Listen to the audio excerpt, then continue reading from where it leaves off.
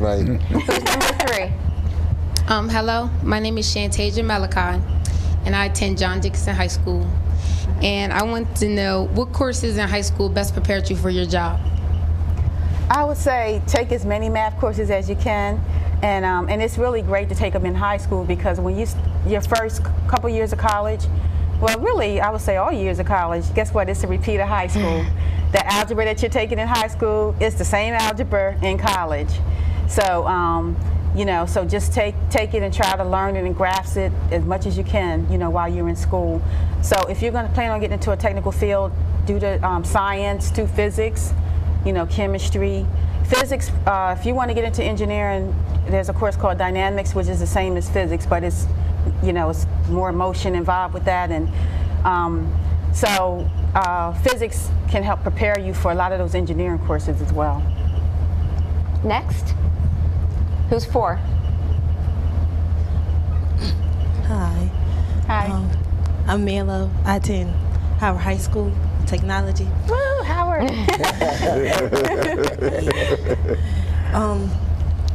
But as you recently said, you could be like a doctor working at NASA. At Howard, I'm taking up dental assistant. So could I come to NASA? Well, they don't have any dentists there, though. They just do like the basic, physical, like, they check your heart, they check your, just the basic, general type work. Who's 5? My name is Susie, and my question is, have you always wanted to work at NASA? I would say no, because I wasn't even exposed to engineering in school. I was only exposed to computer science because I went to, when I went to Howard, I majored in data processing, and I had the opportunity to co-op at DuPont. I worked in there at DuPont, and I worked in their data computers area, at DuPont, and I co-opted there in high school, and then they allowed me to come there and work in the summers and for summer internships. But I never really was exposed. I guess I might have not been in the know as far as the University of Delaware has a program, I think, called where they get involved with engineering. I don't know if it's Upward Bound. I'm not sure which one it is. I think it is Upward Bound. And they do, and they learn a little bit about engineering. So I guess I could really say no. What exposed me to NASA was when I went to college, because I went to Hampton University, and there's a NASA in Hampton.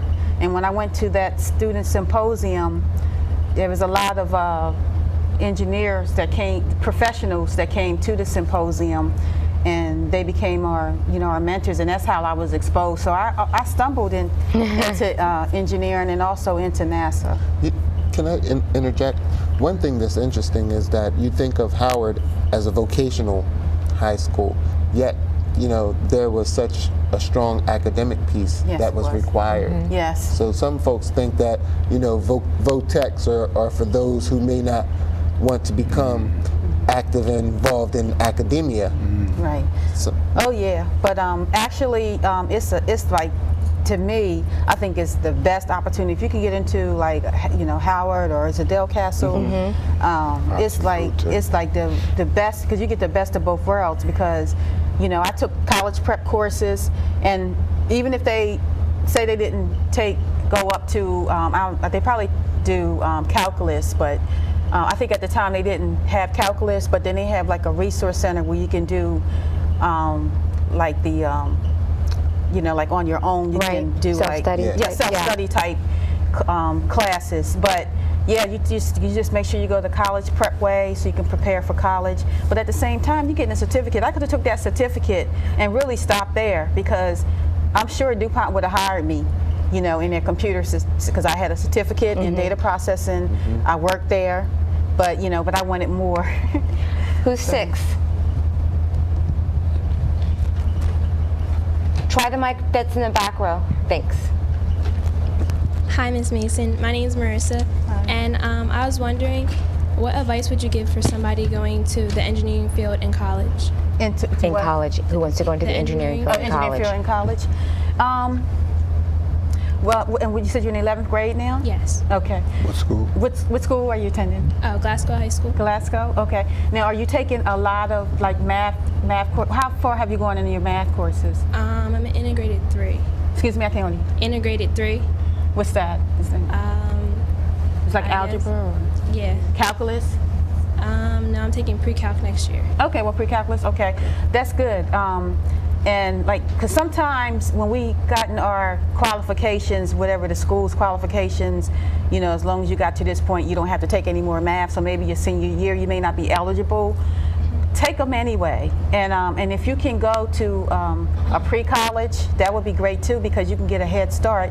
Because if you go to pre-college, you can take an English, you can take a math, and I think another course. And that will go towards your credit for next year, so you'll be a little bit above as far as credit rise, the freshmen that are coming in. But when you get there, I would say don't study on your own. You know, study with other teammates. You know, find out the ones that are doing really well, and don't feel like you have to do it on your own. Especially when you're not doing well, don't be afraid to. Don't be full of pride, like you're afraid to ask for help, and study at the tutor labs. You know, that way, if you get stuck, somebody's right there to help you. Who's 7? Hi, my name is Joy Hickman. I go to Wilmington Christian School.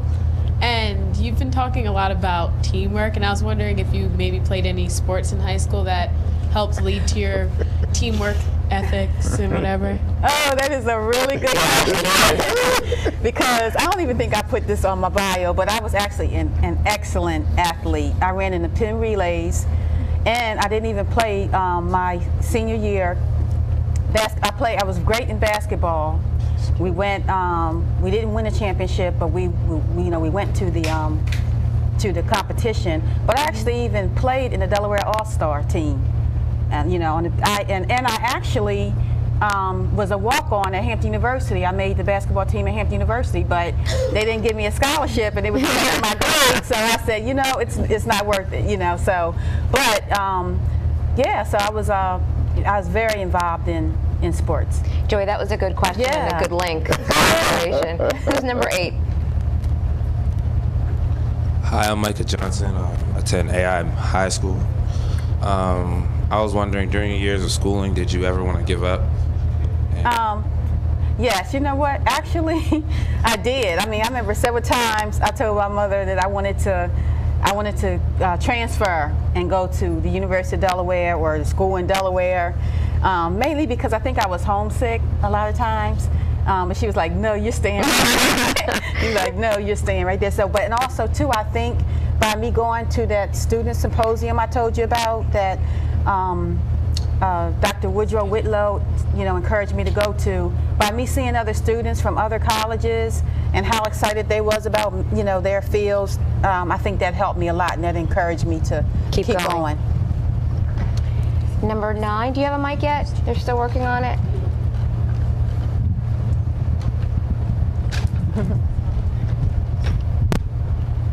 Thanks, Dave. My name is Daisy Fuentes. I go to Glasgow High School. I also go to the Boys and Girls Club. And my question is, you've done a lot, but who or what inspires you every day? Wow, that's a good question.